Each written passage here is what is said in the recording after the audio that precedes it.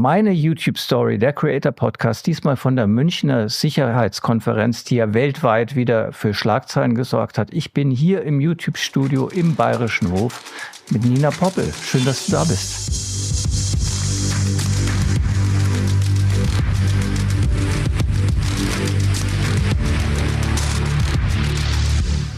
Hallo, schön, dass ich da sein kann und darf. Nina, magst du dich kurz mal vorstellen? Ja, ich bin die Nina, ich bin 30 Jahre alt und ich bin das Gesicht hinter dem Kanal Nini erklärt Politik, und auf Instagram folgen mir über 450.000 Menschen, was ich bis heute oft nicht glauben kann, weil das Thema Politik ist ja nicht für jeden was. Bei mir ist es vor allem für jede was. Über 80% Frauen folgen mir, da bin ich besonders stolz drauf.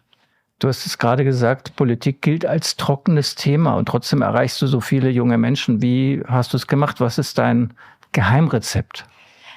Ich mache es ehrlich gesagt auf Nini-Art, auf meine Art. Ich habe irgendwann angefangen, mich regt das total auf. Also ich bin auch Politikwissenschaftlerin, habe viel Demokratieforschung gemacht, was mich letztendlich auch dazu gebracht hat, diesen Kanal machen zu wollen, weil ich das Gefühl hatte während der Corona-Pandemie, dass ganz viele Menschen irgendwie Grundlagen da irgendwie Mangelware sind, wenn Menschen gesagt haben, wir leben in einer Diktatur. Und dann habe ich gedacht, wir müssen das mal so runterbrechen, dass das echt jeder versteht, jeder und jede versteht. Noch ein anderes Vorurteil über junge Menschen ist, die Aufmerksamkeitsspanne ist angeblich so kurz. Stimmt das? Ich kann das nicht so richtig, ich glaube schon, dass sich was verändert hat, natürlich. Meine Videos sind recht lang für Instagram, also oft 2 bis 3 Minuten, und auch meine Info-Posts, die sehr erfolgreich sind, die sind tatsächlich sehr detailreich, würde ich sagen. Deswegen für meine Community kann ich das nicht bestätigen.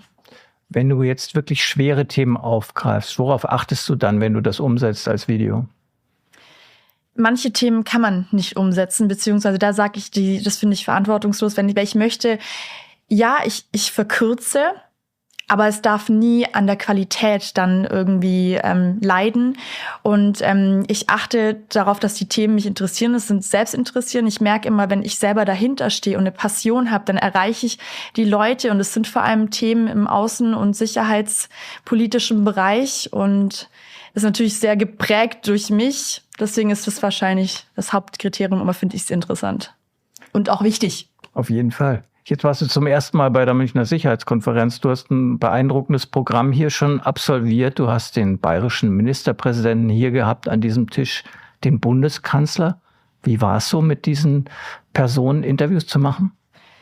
Das war spannend für mich. Also das war auch teilweise eine große Herausforderung, weil ich kritisch sein wollte, aber natürlich, wenn ein Bundeskanzler vor dir sitzt, also ich weiß, dass da ein Erwartungsdruck von meiner Community ist, das grill den auch, drück da mal den Finger in die Wunde. Gleichzeitig habe ich ein großes Respekt vor diesem Amt und dem irgendwie so gerecht zu werden, so diese Stimme, was so die Community wollen, was will ich und was gehört sich, das war so zum Teil. Wir haben natürlich Pressefreiheit, ich bin jetzt nicht eingeschränkt, wie wenn ich jetzt gesagt habe, was gehört sich, aber so ein Stück weit ist da einfach ein Respekt vom Amt, und da musste ich gucken, wie ich das mache. Du warst extrem cool. Wir haben uns teilweise in der Vorbereitung noch gerade unterhalten und dann kam der nächste Gast und dann bist du direkt reinmarschiert, du hast mit dem Interview angefangen. Warst du schon immer so cool? Ich habe den großen Vorteil, also heute ist Samstag, ich war wahrscheinlich Mittwoch nervös, also so in der Vorbereitung, und da merke ich dann so, ich bin unruhig, ich bin nicht so gut drauf, und dann in den Zeitpunkten, wo es gilt, Schwäbisch, wo es gilt, da bin ich dann komplett on und dann auch gechillt, ja. Ziemlich beeindruckend, gute Voraussetzung, um den Job zu machen, den du machst. Es wird ja eigentlich erwartet, wenn jetzt jemand wie du so einen großen Politiker interviewt, dass du andere Fragen stellst und dass du dann vielleicht auch andere Antworten bekommst. Wie würdest du dich jetzt selbst da sozusagen, welche Note würdest du dir geben? Ist dir das gelungen? Das ist eine gute Frage. Ich bin ja ein sehr selbstkritischer Mensch, deswegen würde ich sagen 2+. Ich würde mir trotzdem eine gute Note geben, weil ich finde, auf der einen Seite habe ich schon auch Standardfragen gestellt, ja. Habe mir aber natürlich trotzdem auch Mühe gegeben, manchmal so ein bisschen zu provozieren zumindest. Also ich glaube, ich habe so eine Balance gemacht, weil ich manchmal selber nicht weiß, wer bin ich? Also im Herzen bin ich Politikwissenschaftlerin und Journalistin, aber irgendwie bin ich auch Content-Creatorin und teile auch mal persönliche Sachen oder Dinge, da würden meine Journalistinnen und Journalistenkollegen wahrscheinlich den Kopf schütteln und sagen, so was kann sie doch nicht sagen und machen. Deswegen, es ist einfach schwierig Und ich glaube, da war ich trotzdem noch ganz gut. Finde ich auch. In welchem Interview würdest du sagen, hast du was Überraschendes erlebt? Markus Söder, tatsächlich. Weil Markus Söder ist ja auch eigentlich ursprünglich Journalist und der hat dann mal kurz irgendwie die Szene gewechselt und mir eine Gegenfrage gestellt und ich war so, hab dann irgendwie auch nicht perfekt geantwortet und er hat dann gesagt, sehen Sie, jetzt haben Sie nur ein Beispiel genannt, aber nicht erklärt. Da war ich dann schon kurz baff, hab mich dann aber wieder gefangen. Okay, interessant. Endlich Politik verstehen, wie du nie wieder keine Ahnung hast. So heißt dein Buch. Ja. Das ist ein ziemlich cooler Titel, da muss man auch erstmal drüber nachdenken. War das deine Idee und was ist der Hintergrund des Titels? Tatsächlich, ich finde dieses Buch, ich hatte da nicht viel Zeit für, aber dieses Buch war immer in meinem Kopf. Also ich habe ganz lange auch mal überlegt, soll ich bei einem Schreibwettbewerb mitmachen? Ich dachte, nee, das wird kommen. Und ganz viele Verlage in Deutschland sind auf mich zugekommen und ich hatte das einfach so im Kopf. Es ist ein Grundlagenbuch und deswegen natürlich dieser Titel war direkt da und auch dieses Buch war direkt da. Ich glaube, das war auch erwartbar, wenn ich ein Buch schreibe, dass ich dann irgendwie mal so die erste Semester POVI-Studium irgendwie runterreiß. Und deswegen, ja, war meine Idee. Ja, gibt es ein Nachfolgewerk, schon was im Kopf? Ich hatte was im Kopf, aber tatsächlich muss ich so ganz ehrlich gestehen, hat mir das Buch viel abverlangt, also weil ich wenig Zeit hatte. Ich war davor hatte ich eine Podcast-Produktion, dann diese 2,5 Monate Buchschreibzeit und dann wurde die Bundestagswahl vorgezogen und mir ging es dann letztes Jahr auch nicht gut. Also ich war permanent krank und auch psychisch einfach fertig. Deswegen habe ich jetzt erstmal gedacht, nee, ich möchte das machen, was mir am meisten Spaß macht. Ich glaube, ich kann gut schreiben, aber was ich noch besser kann, ist einfach losreden, in eine Kamera sprechen und das ist, was ich machen möchte. Absolut. Wie geht's jetzt weiter für dich? Was sind die nächsten Schritte, große Projekte und was ich jede frage, wo willst du in 5 Jahren sein? Ich will das ganz große Ziel schon immer. Also ich sage immer, ich habe einen Fantasiejob. Dann mittlerweile widersprechen ganz viele Leute und sagen, du hast keinen Fantasiejob, du hast einen wichtigen Job. Für mich ist es immer noch komisch, weil ich diese klassische Journalismuskarriere machen wollte, da auch 7 Praktika, freie Mitarbeiten. Also ich dachte so, ich werde Redakteurin und deswegen ist mein großes Ziel immer noch beim Fernsehen zu landen. Da arbeite ich drauf hin. Die nächsten größeren Sachen, ich darf auf einem ich weiß nicht, ob ich das verraten darf, aber ich werde... Kannst du das ja umschreiben. Ich darf mit Menschen, die ich bewundere aus der Fernsehbranche, demnächst auf einem Panel sitzen. Das wird auch live übertragen. Ich darf bei der OMR wahrscheinlich sein. Also eigentlich schon. Ich weiß aber gar nicht, ob ich das alles so sagen darf. Aber ja, doch. Das klingt doch alles ganz hervorragend. Ich hoffe, dass wir viel von dir noch hören und sehen werden und dass wir dich vielleicht auch hier bei der Münchner Sicherheitskonferenz mal wieder sehen werden. Vielen Dank für deine Arbeit hier und vielen Dank, dass du noch das Podcast-Interview jetzt relativ spät am Tag noch gemacht hast. Vielen Dank gerne. Und alles Gute, Nina. Dankeschön. Thank you so much for having me. I'm excited to be here. Thanks for being here. Would you please briefly introduce yourself? Yes, of course. So my name is Vee Kativhu and I am an education activist and a young leader at the United Nations in the Office of Youth from the Secretary General. And I've been doing that for the past 3 years. And activism, thinking about education, youth empowerment is absolutely everything I love to do. So it's always incredible for me when I get the chance to weave education into different settings, like here at the Munich conference. So I'm really happy to be here. So I was expecting that you would be so humble in your own introduction. So let me please do a proper introduction of yourself. You are a graduate of both Oxford and Harvard University, an active ambassador for United World Schools, like you just mentioned. You have been named a Diana Award Legacy Award recipient by Prince Harry and Prince William. Yes. A United Kingdom Rare Rising Star by Members of Parliament, a Diversity Champion by Oxford Vice-Chancellor. You are a book author, a founder. You have hundreds of thousands of followers on YouTube, and you are just finishing your PhD in education. Yes. Wow. Yes. How did you achieve all of this?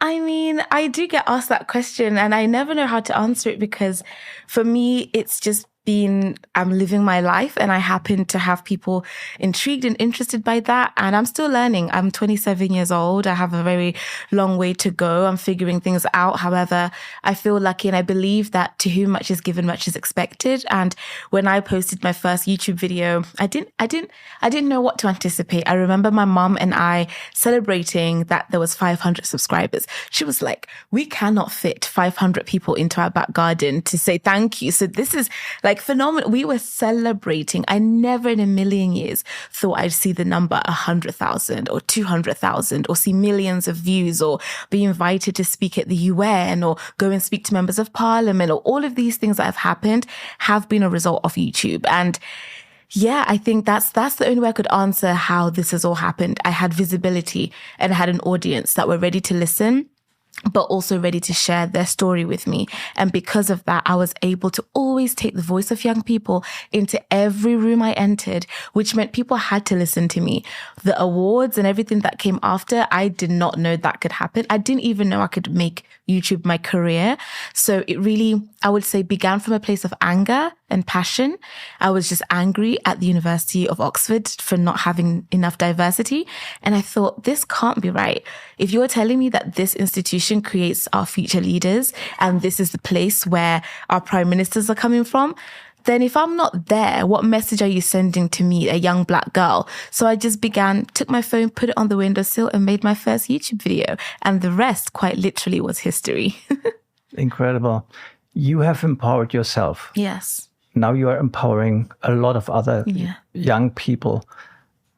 You just mentioned it. There's a failure of the system, and you need to step in. 100%. Yeah. I mean, you haven't even asked me a question, but I can guess what that question would be. Yeah. But like, I just think that there is institutional responsibility to young people, to marginalized people, to girls especially. And my thesis and my PhD is a lot about this. It's thinking, if you recruit me somewhere, you say, we want you here, we want to diversify, we want to make things better, you have a duty of care to retain me there as well, right? We can't have recruitment without retention. So I think some of these institutions around the world, whether it's the UN, whether it's Oxford, wherever I've been, I always tell them, what are you doing for those who are coming after me? You can't just say, oh, we now have V and V feels comfortable and V's great. No. What about 100 other V's? What about the V's that don't even know that this conversation is happening?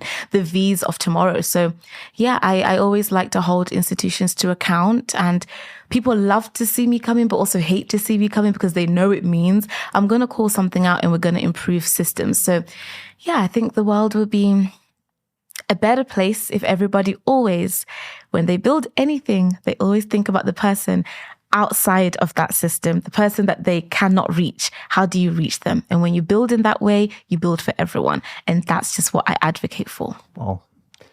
You are now here in Munich at the security conference. There's a lot of policymakers in this hotel. Do you think they also need kind of an education from what you just said?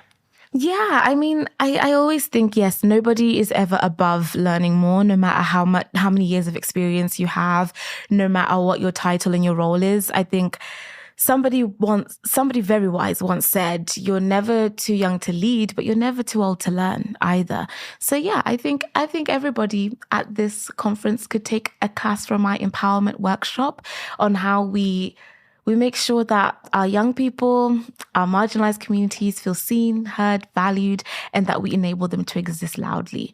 So yeah, I think empowerment should be woven into all forms of policy, even security and international relations. You should have brought a few flyers for your workshops, so share them around. I don't know who would have signed up, but I hope so. Because sometimes I think we approach the world in such a pragmatic and logical way, and 1 + 1 is 2, and everything is either black or white. There's gray area. Empowerment matters, ensuring that, yes, you can pass different policies, you can create structures that maybe work for people, but if they don't feel that sense of belonging, if they don't feel like you actually want them there, what does that really do for anyone? No. Tell us a little bit how you experienced this Munich Security Conference. I guess it's your first security conference. How was it? It's my first, and it has been such a whirlwind of excitement. I'm learning so much on my feet. The guests that I get to interview. I mean, it's a one-of-a-kind experience. I think not many people are having the similar experience to what I'm having. I get to be here as a young person, but also bringing in my audience with me. I have access to bring my camera in. I can go in, capture anything. I can go and storytell thereafter. This for me is a phenomenal experience, and I like to hear from leaders.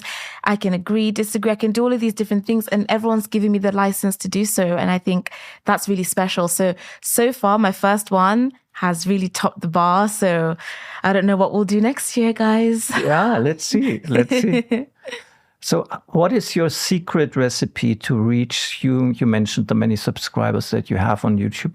What is your recipe to reach young people, where some people say they don't have a large attention span? Obviously, your channel proves the opposite. So what are you doing?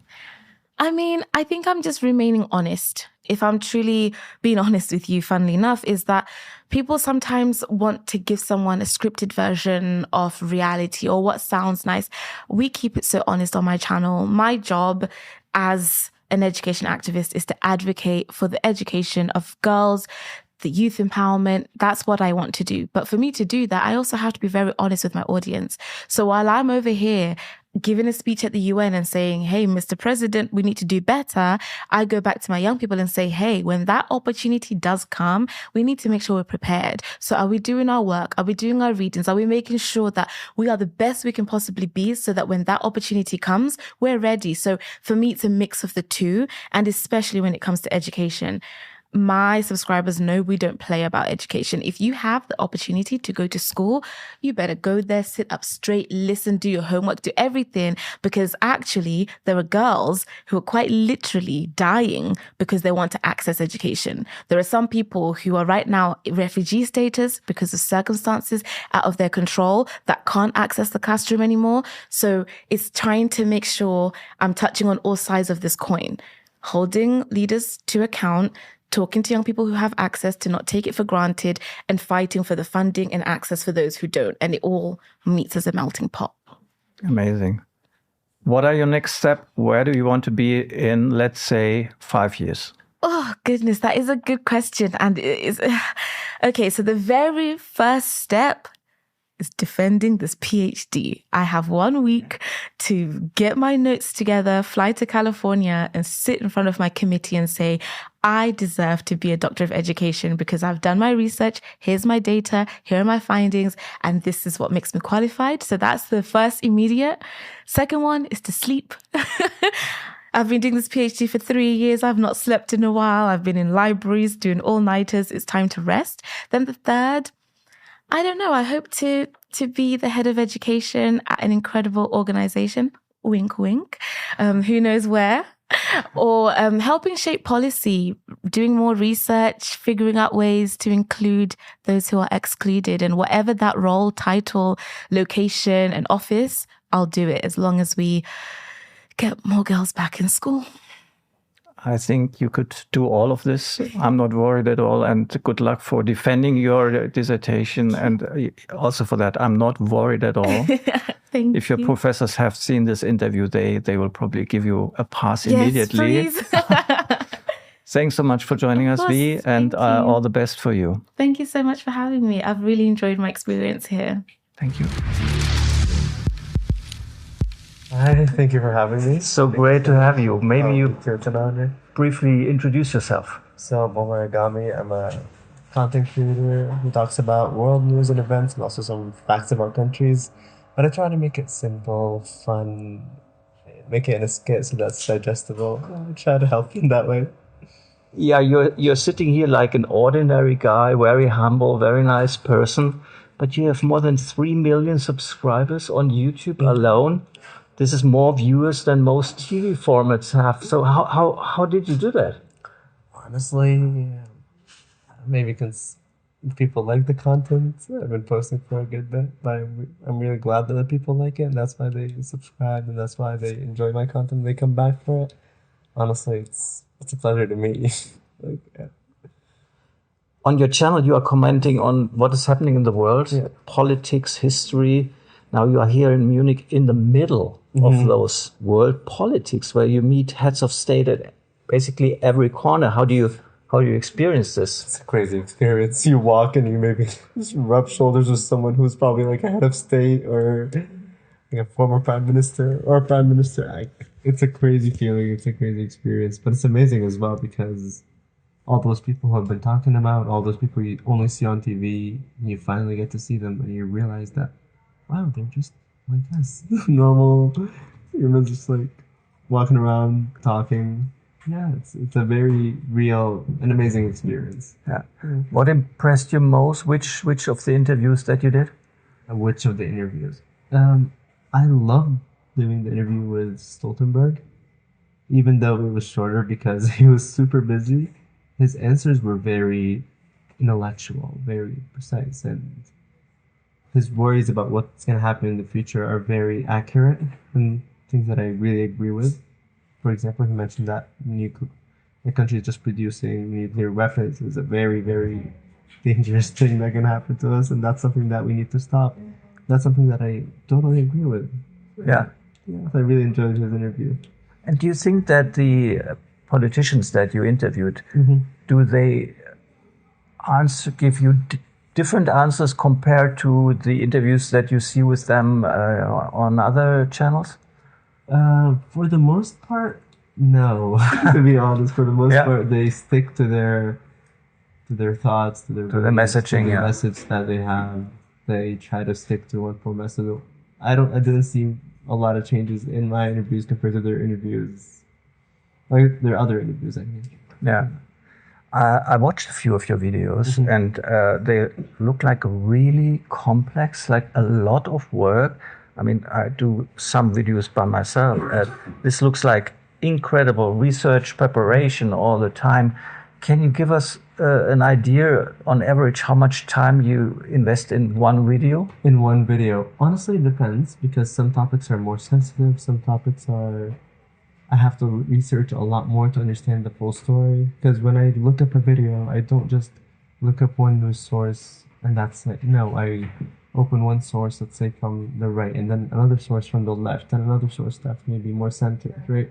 So I read different sources, different opinions, and then formulate my own story and try to put it in the video in a way that would be simple and at the same time fun for the audience, right?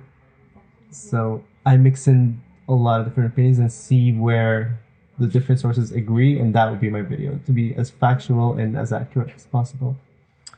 But you didn't tell me how much time. Oh, how long? That's fine. That's the issue. I don't know how long it would take. Some articles maybe take like 5 minutes to read, and then like maybe 15 minutes to prepare, 20 minutes.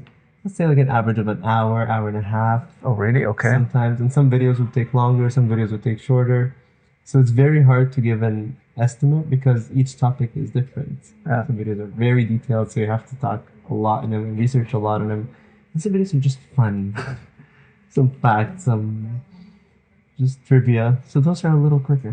Yeah, okay, but all these overlays and pictures you include and deep research, so it's really amazing. Okay, Do you have, you're now a big creator, so do you have people supporting you? Well, I have my amazing wife who's also has always been with me doing this. She's always been by my side. She also helps me manage everything. So you're the co-creator? She is my co-creator, basically, yes. Yeah.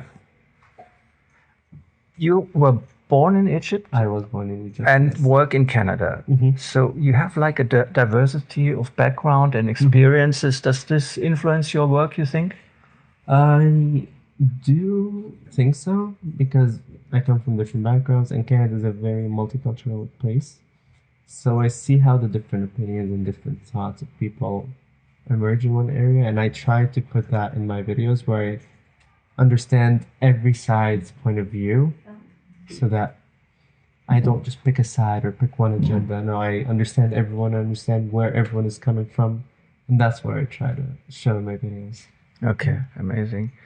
Do you see yourself with being on YouTube and on social? Do you think you're kind of a new journalist, a new version of journalist, or are you just a journalist? To be honest, I don't even know if I call myself a journalist. Like, yes, I report news, I make them in a story, but in the same time, I make them in a skit, right? So I would say, yes, I'm a news creator. I do inform people of what's happening, but real journalists are the ones who write the articles, or the ones who are out there reporting. I'm here just reading them and try to just give them to the people with a different twist, just to make it more fun. Okay, interesting. Do you have a specific recipe how you reach young people? Is there something you have to do differently? Honestly, just make the story more engaging and more dramatic, and have some humor in there. Yeah, people love having that, especially in this world where everything's super tense and super serious. Just adding some humor and some interesting drama, would be fun for the younger audiences, in my opinion. Yeah, that's a great approach, because I think it's better to reach people with humor than not reaching them at all, right? Yeah, 100%. Yeah, Absolutely. okay. So, where do you want to be in, let's say, 5 years? 5 years, that's a good question. Honestly, I keep thinking through, and I do want to make this and what I'm doing into a bigger thing, where I am teaching more people about what's happening in the world, but also making it as a way that's still entertaining, still accurate, right? So I still want to be doing what I'm doing, maybe have more influence around the world, maybe my videos have more impact, where I can actually make some changes, like real changes. That's where I hope to be. And how do you want to get this impact? Are you considering running for politics, or? Who knows? Who knows? Yeah, I could imagine a lot of roles for you. Yeah. Thank you so much, Omar, for doing the podcast, and also for being in Munich and for your work here. Thank you so much for having me here. It was amazing. An amazing thing here. All the best for you. Thank you. And for you.